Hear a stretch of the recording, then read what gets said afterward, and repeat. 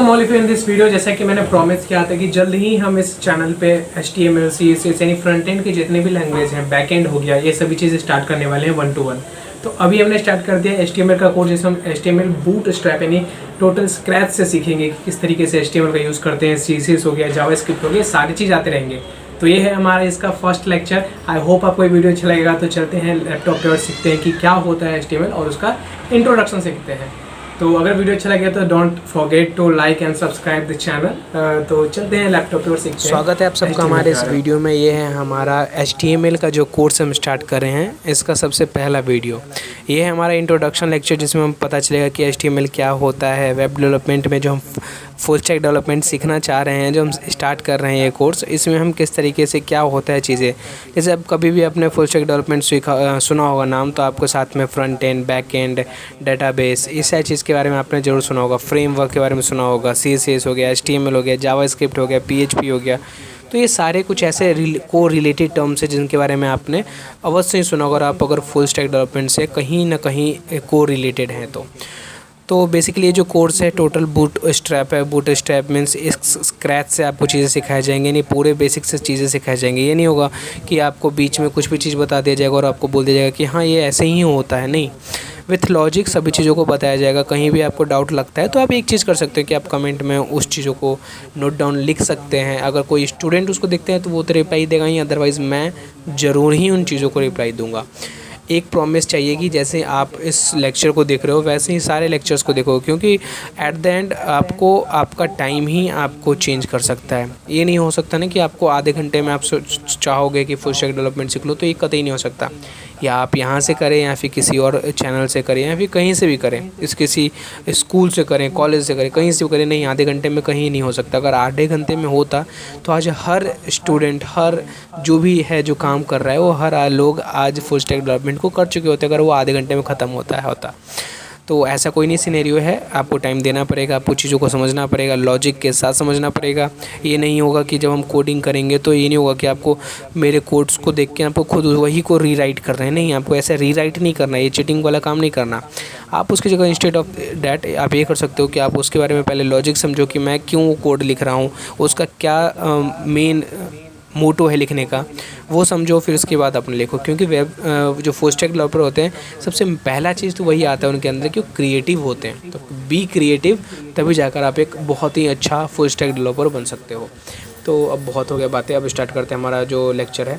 ये है लेक्चर 1 हमारे फुल स्टैक डेवलपमेंट का, जिसमें हम इंट्रोडक्शन को कवर करेंगे कि किस तरीके से हम चीज़ों को कवर कर रहे हैं और क्या होता है फुल स्टैक डेवलपमेंट, कैसे इंटरनेट पे चीज़ों को हम सर्च करते हैं, सारी चीज़ हम जानते रहेंगे इस वीडियो में। अगले वीडियो में हम अपने कोड एडिटर को डाउनलोड करेंगे, उसके बाद हमारा कोडिंग जो थर्ड लेक्चर से वहाँ से स्टार्ट हो जाएगा। तो अगर किसी को बेसिक्स पता है तो आप इस वीडियो को स्किप कर सकते हो, अगले वीडियो को भी स्किप कर सकते हो। अगर आपने कोड एडिटर को डाउनलोड करना सब चीज़ आता है तो आप थर्ड वीडियो से स्टार्ट कर सकते हो। अदरवाइज़ आप इसको भी देख सकते हो, कहीं ना कहीं कोई ना कोई ऐसी चीज़ होंगी जहाँ पर आपको बेनिफिट मिलेगा ही मिलेगा। तो स्टार्ट करते हैं, बहुत टाइम हो गया। तो यहाँ पर जैसे ही हम अपने लेक्चर, हमारा जो PDF है उसमें जब हम सेकंड पेज पे जाते हैं तो यहाँ पर आता है हाउ इंटरनेट वर्क्स, यानी इंटरनेट किस तरीके से वर्क करता है उसको हम समझते हैं। बेसिकली कोई भी चीज़ इंटरनेट पर हम सर्च करते हैं तो किस तरीके से वर्क करता है, उसी के बारे में ये जो हमारा पेज है ये बता रहा है। अब इसको समझने से पहले आपको कुछ वर्ड के बारे में जानना पड़ेगा। जैसे कि पहला हो गया क्लाइंट। क्या होता है? क्लाइंट वो पर्सन होता है जो भी इंटरनेट पे कोई चीज़ सर्च करने जा रहे हैं, उसको हम कहते हैं क्लाइंट। अगर आप गूगल पे जा रहे हैं, गूगल पे कोई चीज़ सर्च कर रहे हैं, तो उस टाइम पे आप कहलाएंगे क्लाइंट, यानी क्लाइंट वो पर्सन होता है जो चीज़ों को सर्च कर रहा है। दूसरा मैं बता देता हूँ, इंटरनेट सर्विस प्रोवाइडर। यहाँ पर आपको दिख रहा होगा इंटरनेट सर्विस प्रोवाइडर, इसको हम शॉर्ट फॉर्म में कहते हैं ISP, यानी इंटरनेट सर्विस प्रोवाइडर। यानी जो भी आपको इंटरनेट प्रोवाइड कर रहा है उसको हम कहते हैं ISP, यानी इंटरनेट सर्विस प्रोवाइडर। अगर आप सिम से चला रहे हैं तो जियो हो गया, एयरटेल हो गया, VI हो गया, तो ये हो गया आपका इंटरनेट सर्विस प्रोवाइडर। वाईफाई से कर रहे हैं तो वाईफाई जो भी आपको प्रोवाइड कर रहा है वो हो गया आपका इंटरनेट सर्विस प्रोवाइडर। जो तीसरा टर्म है वो है DNS यानी domain name system. Domain name system क्या होता है? सर्वर होता है। सर्वर का नाम आपने सुना होगा। सर्वर एक ऐसा प्लेस बोल सकते हो जहाँ पे जितने भी डाटा हैं सभी चीज़ स्टोर रहता है, यानी जितने भी वेबसाइट हैं सभी का डाटा यहाँ पर स्टोर रहता है। एक तरीके से बोल सकते हो जैसे बुक के लिए कहाँ पर बुक स्टोर होता है? लाइब्रेरी में। तो लाइब्रेरी क्या हो गया? बुक के लिए डाटा हो गया, मतलब डाटा सर्वर बोल सकते हैं। वैसे ही इंटरनेट की जो भी चीज़ है वो कहाँ स्टोर होता है? DNS, यानी हम DNS को बोल सकते हैं कि क्या है, वेबसाइट के जो फंक्शंस हैं उसके डिटेल्स का एक लाइब्रेरी है, ये भी बोल सकते हैं। अब हम समझते हैं किस तरीके से वर्क करता है। तो आपको ये 3 चीज़ समझ में आ गया होगा कि क्लाइंट क्या होता है, आईएसपी क्या होता है और डोमेन नेम सिस्टम क्या होता है। डोमेन नेम सिस्टम आपको समझ में आ गया कि सर्वर होता है। अब क्या होता है, जैसे क्लाइंट जाता है, वो अपने लैपटॉप पे, फ़ोन पे, कहीं भी जाता है और सर्च करता है कोई भी वेबसाइट। जैसे मान लो google.com सर्च कर रहा है, वो yahoo.com सर्च कर रहा है, instagram.com सर्च कर रहा है, facebook.com सर्च कर रहा है, कोई भी चीज़ सर्च कर रहा है, तो कैसे वो वर्क करता है, कैसे उसके पास google.com खुल कर आता है, वो समझना है हमें। तो जैसे ही वो google.com सर्च करता है तो क्या होता है, google.com जो भी उसने सर्च किया वो जाता है आईएसपी के पास, यानी इंटरनेट सर्विस प्रोवाइडर के पास। इंटरनेट सर्विस प्रोवाइडर का बेसिकली काम क्या होता है, जो भी चीज़ हमने सर्च किया उसका आईपी एड्रेस ही ढूंढने का काम करता है। आईपी एड्रेस क्या होता है, एक यूनिक नंबर होता है हर वेबसाइट का, हर फ़ोन का, हर लैपटॉप का, यानी यूनिक नाम, यूनिक नंबर। जैसे आपका एक यूनिक नाम है रोहित, मोहित, रोहन, सोहन, मोहन। कोई भी अगर मोहन बोलता है तो आप सोचोगे कि हाँ यार मोहन नाम बंदा ही सुनेगा। वैसे ही जो आईपी एड्रेस होता है अभी क्या होता है कि यूनिक नंबर होता है, जिससे कि हमें पता चलता है कि हमें google.com को खोलना है। और ये आईपी एड्रेस को ढूंढने का काम कौन करता है, हमारा ISP, internet service provider. Internet service provider उस आईपी एड्रेस को ढूंढकर भेज देता है डीएनएस में।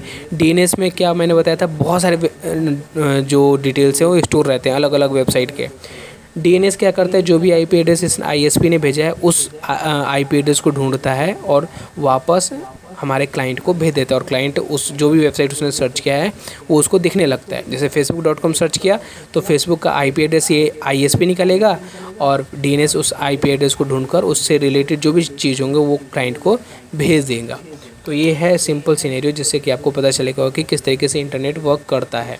अब नीचे जाते हैं तो नेक्स्ट पेज पे हमारा डीएनएस यानी domain name system. Domain name system मैंने आपको बता ही दिया क्या होता है, एक यूनिक नाम होता है। जैसे आपका कोई नाम है वैसे ही हर वेबसाइट का नाम एक यूनिक होता है।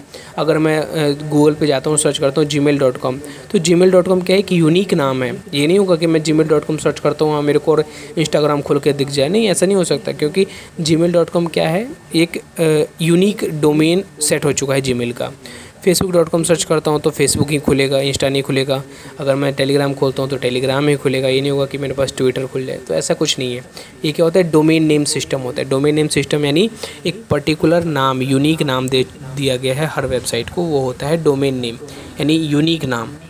तो ये क्या होता है, कोई पूछे कि डीएनएस क्या होता है, सर्वर होता है जहाँ पर क्या होते हैं, डोमेन्स होते हैं, डोमेन नेम होता है। आप ये नहीं कर सकते कि आप अपना खुद का एक वेबसाइट बना के उसको gmail.com का लिंक दे दो, नहीं, ऐसे नहीं हो सकता, क्योंकि ये ऑलरेडी टेकन है किसी वेबसाइट के थ्रू। आईपी एड्रेस मैंने आपको बता ही दिया कि आईपी एड्रेस क्या होता है, आपको आई होप ये चीज़ समझ में आ गया होगा। अब हम बात करते हैं ये वेब डेवलपमेंट। जैसे हम वेब डेवलपमेंट वर्ड सुनते हैं तो हमारे माइंड में 2 या 3 चीज़ आते हैं।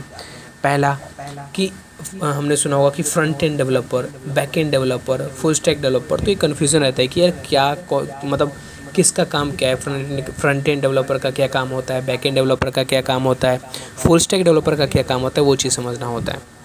तो पहले हम देखते हैं फ्रंट एंड डेवलपर का काम क्या होता है। तो मैं यहाँ पर एक वेबसाइट पे विज़िट करूँ, आप कोई भी वेबसाइट पे जाके विज़िट कर सकते हो, कुछ भी हो गया, आप अमेज़ोन पे जा सकते हो, google.com पे जा सकते हो, yahoo.com पे जा सकते हो। तो मैं उसको समझा रहा हूँ। जैसे मैंने यहाँ पर विज़िट किया, ये क्या है, DNS लुकअप है, वेबसाइट का nslookup.io है। ये क्या करता है, बेसिकली जो भी आप डोमेन डालोगे उसका आईपी एड्रेस आपको निकाल कर ये देता है। अब क्या है, यहाँ पर देखो ये जिस तरीके से दिख रहा है कि यहाँ पर इस तरह का नैप बार होगा, यहाँ पे इमोजी होगा, यहाँ पे सर्च बार होगा, यहाँ पर ये चीज़ लिखे होंगे, ये काम करता है फ्रंट एंड। यानी जो भी यूज़र है जो हमारे वेबसाइट पर आ रहा है, हमारा वेबसाइट उसको किस तरीके से दिखे वो बनाने का काम करता है फ्रंट एंड डेवलपर। यानी फ्रंट एंड डेवलपर क्या करता है, हमारे वेबसाइट को डिज़ाइन करता है कि हमारे जो भी क्लाइंट हैं, जो भी हमारे कस्टमर्स हैं, उसको किस तरीके से हमारा वेबसाइट दिखे, वो काम करता है फ्रंट एंड डेवलपर का। तो आपको फ्रंट एंड डेवलपर समझ में आ गया होगा कि क्या करता है, वेबसाइट को डिज़ाइन करता है कि किस तरीके से दिखे, बेसिकली डिज़ाइनिंग का काम कर रहा है। बैक एंड डेवलपर होता है कौन, वो मैं समझाता हूँ आपको। एक एग्जांपल और देखें, जैसे nslookup.com पे जाते हैं, अगर यहाँ पर कहीं साइन इन का ऑप्शन आ रहा है, यानी साइन इन करना है मुझे, तो वहाँ पर साइन इन करने पे हम क्या करते हैं, जाते हैं जीमेल प्रोवाइड करते हैं, अपने पासवर्ड प्रोवाइड करते हैं। तो ये जो जीमेल प्रोवाइड किया, पासवर्ड प्रोवाइड किया, अब अगली बार वापस इसी वेबसाइट पर हम जाते हैं तो वापस हमें साइन इन करने की ज़रूरत नहीं पड़ती। क्यों? क्योंकि इसके बैक एंड में हमने जो चीज़ पहले बार में प्रोवाइड किया वो फिक्स हो चुका है। तो बैकएंड का बेसिकली काम क्या होता है, जो भी हम इस पर चीज़ें प्रोवाइड कर रहे हैं, जो भी अपने डिटेल्स दे रहे हैं, उसको स्टोर करने का काम करता है। अगर मान लो यहाँ पर मैं सर्च करने पे जाकर google.com सर्च करता हूँ तो इसका आईपी एड्रेस आ जाता है। ये किसके कारण आ रहा है, ये भी क्या है, बैकएंड के कारण आ रहा है। तो बैकएंड क्या काम करता है, बाहर अंदर मतलब बैकएंड वाले चीज़ों का काम करता है कि सर्च करने पे ये चीज़ आएगा। अगर हम सबमिट करेंगे अपना लॉगिन आईडी तो हमारा जो नंबर है, हमारा जो पासवर्ड है, ये सब चीज़ क्या हो जाता है उनके पास जाता है। ये भी करने का काम किसका होता है? बैकएंड का होता है। फिर आता है full stack developer. Full stack developer एक ऐसा पर्सन होता है जिसको बैकएंड का काम और फ्रंट एंड दोनों का काम आता है, उसको हम कहते हैं फुल स्टैक डेवलपर। जो वेबसाइट को बना भी सकता है, उसके अंदर जो सबमिट के बाद जो डिटेल्स जा रहे हैं वो भी उसको करना आता है, वो होते हैं फुल स्टैक डेवलपर। तो आज का लेक्चर हम यहीं तक रखते हैं। अगर जो